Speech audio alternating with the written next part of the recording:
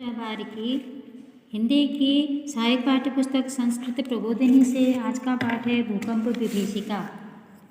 पाठ इस प्रकार है। द्विसहस्राणि एकतमे वर्षे गणतन्त्रदिवसपर्वणि यदा समग्रमपि भारतराष्ट्रं नृत्यगीतवादित्राणाम् उल्लासे मग्नः आसीत् तदा अकस्मादेव राज्यं पर्यायकुलं विपर्यस्तं क्रन्दनविकलं विपन्नं च जातम्। सन 2001 ईस्वी वर्ष में गणतंत्र दिवस के पर्व पर जब संपूर्ण भारत देश नाचने गाने बजाने आदि के उल्लास में डूबा था, तब अकस्मात ही गुजरात राज्य व्याकुल, अस्त व्यस्त, क्रंदन से व्याकुल और विपत्तिग्रस्त हो गया था।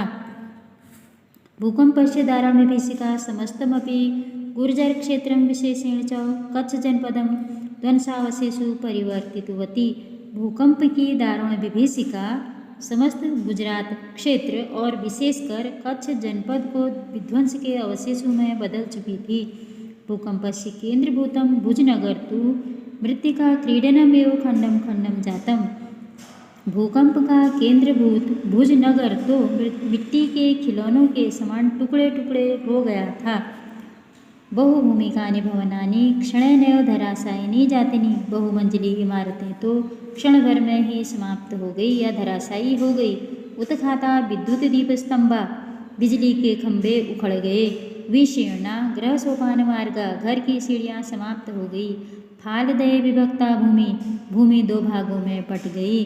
भूमि गर्भाद ऊपरी निस्सरन्ति भी दुर्वार जलधारा भी महाप्लवन दृश्यम उपस्थितम। भूमि के गर्भ से ऊपर निकलती अनियंत्रित जलधाराओं से भयंकर बाढ़ का दृश्य उपस्थित हो रहा था। सहस्त्रमिता प्राणिनस्तु क्षणेनैव मृता, सहस्त्रों प्राणी तो क्षण भर में ही मारे गए। ध्वस्त भवनेषु संपीडिता सहस्त्रों अन्य सहायतार्थम करुणम करुणम नन्ति स्म। टूटे हुए भवनों में से तो अन्य सहस्त्रों लोग सहायता के लिए करुण क्रंदन करते रहे। हा देव क्षुत क्षमाकंठा मृतप्रियाः केचन शिशुवस्तु ईश्वर कृपाया एव द्वित्राणि दिनानि जीवनं धारितवन्तः। दुर्भाग्य से कुछ दबे हुए, कुछ कुचले हुए मृतप्राय से शिशु तो ईश्वर की कृपा से 2-3 दिन ही जीवन धारण कर सके। इयमासीत् भैरवविभीषिका कच्छ भूकंपस्य। यह भीषण विभीषिका कच्छ के भूकंप की थी। एतादृशी एव भयावह घटना कतिपय वर्ष पूर्वं गढ़वाल क्षेत्रे महाराष्ट्रे च अपि घटिता। इस प्रकार की भयंकर विभीषिका कुछ वर्ष पूर्व गढ़वाल और महाराष्ट्र क्षेत्र में भी घटित हुई थी। किंच समग्रमपि विश्वमिदानीम् आतंकितं दृश्यते स्म। और क्या संपूर्ण विश्व इस समय भूकंप से भयभीत दिखाई दे रहा है। विचित्रमिदं पृथिव्या कंपन्नं येन हसन गायन नृत्यन सुखेन जीवन च लोको नेत्र निमीलन अवधौ एव शमशानम उपायति। यह विचित्र है कि पृथ्वी का कांपना, जिससे हंसते गाते नाचते और सुख से जीते संसार को पलक झपकते ही शमशान जैसा बना दिया। प्राक्तन युगो अपि भूकंपा अजायन्त। प्राचीन काल में भी भूकंप आया करते थे। देवराज इंद्रम एव प्रथम व्यथमाना कुपिता प्रचलन्ति च पृथिवीं शान्तं करोति इति ऋग्वेदः। देवराज इंद्र ने भी पहले व्याकुल, क्रोधित और चलती हुई धरती को शांत किया था, ऐसा ऋग्वेद में कहा गया है। पृथ्वी कस्मात् प्रकंपते वैज्ञानिका इति विषये कथयन्ति। पृथ्वी क्यों कांपती है? वैज्ञानिक इस विषय में कहते हैं यत् पृथ्वी अंतर्गर्भे विद्यमाना बृहत्पाषाणशिला यदा संघर्षणवशात् त्रुटयन्ति तदा जायते भीषणं संस्खलनं, संस्खलनजन्य महाकंपनम च। वैज्ञानिक कहते हैं कि पृथ्वी के गर्भ के भीतर विशाल पाषाण शिलाएं जब संघर्षणवश टूटती हैं तब भीषण संस्खलन और उसी खिसकन से कंपन पैदा होती है। तदैव भयावह कंपनम धराया उपरि तले महाकंपनम जानियति येन महाविनाशतिष्यम समुत्पद्यते। इसी महाकंपन से धरती के ऊपरी तल पर महाविनाश का सा दृश्य उपस्थित हो जाता है। ज्वालामुख पर्वतानां विस्फोटेर भूकंपो जायत इति कथयन्ति विशेषज्ञाः। ज्वालामुख पर्वतों के द्वारा भी भूकंप उत्पन्न होता है, ऐसा भूकंप के विशेषज्ञ कहते हैं। पृथिव्यागर्भे विद्यमानो अग्निर्यदा खनिज मृत्तिका शिला आदि संचय क्वथयति तदा तत्सर्वमेव लावारस्ताम् उपेत्य दुर्वारगत्या पर्वतामुख विदार्य बहिर्निष्क्रमति। पृथ्वी के गर्भ में स्थित अग्नि जब खनिज मिट्टी चट्टान आदि के संचयों को उबालती है, तब वे सभी लावा बनकर न रोकी जा सकने वाली गति से पर्वत के मुख को फोड़कर बाहर निकलते हैं।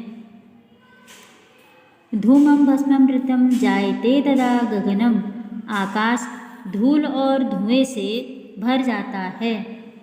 सेल्सियस तापमात्राया 800टामुपगत्यो अयं लावारसो यदा नदीवेगेन प्रवहति तदा पार्श्वं स्थ ग्रामा नगराणि तदुदरे क्षणेनैव समाविशन्ति। ताप की मात्रा 8000 सेल्सियस तक पहुंचकर जब लावा नदी के वेग से बाहर आता है, तब पास में ही स्थित गांव और नगर उसके उदर में क्षण भर में समा जाते हैं। आकाशे उच्छलन्ति शिलाभिर्निहन्यते पिपलिका इव विवश प्राणिना।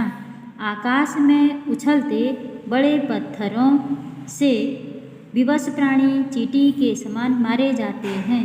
ज्वालामुख उद्गिरन्त एते पर्वता अपि भीषणं भूकंपम जानयन्ति।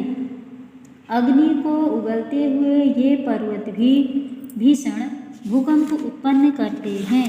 यद्यपि देव प्रकोपो भूकंपो नाम, यद्यपि दैवी प्रकोप का नाम भूकंप है, तथापि तस्य शमनस्य न कोऽपि स्थिरोपायो दृश्यते। फिर भी उसको समाप्त करने के कोई स्थिर उपाय नहीं दिखाई देते। प्रकृति समक्षम यद्यपि विज्ञान गर्वितो मानव वामन कल्पः। प्रकृति के समक्ष विज्ञान गर्वित मानव बौना है, तथापि भूकंप रहस्यज्ञ कथयन्ति। फिर भी भूकंप के रहस्यज्ञ या जानने वाले लोग कहते हैं यत् बहुभूमि भवनानि निर्माणम न करणीयम। बहुमंजिली इमारतों का निर्माण नहीं करना चाहिए। तटबंधम निर्माय बृहन् मात्रे नदी जलम एकस्मिन् स्थले नैव पुंजीकरणीयम्, अन्यथा एव कृतेः असंतुलनवशात् भूकंपम संभवति। तटबंधों का निर्माण करके बहुत से नदी के जल को एक स्थान पर एकत्रित नहीं करना चाहिए, अन्यथा असंतुलन वश भूकंप आना संभव है। वस्तुतः शांतानि एव पंचतत्वानि क्षितिजल पावक समीर गगनानि भूतलस्य योगक्षेमाभ्यां कल्पन्ते। अशांतानि खलु तान्येव महाविनाशम् उपस्थापयन्ति। वास्तव में पृथ्वी, जल, अग्नि, वायु और आकाश, इन 5 तत्वों के शांत रहने से ही भूतल की ये योगक्षेम की रचना की जा सकती है, अन्यथा इनके अशांत होने पर महाविनाश हो सकता है।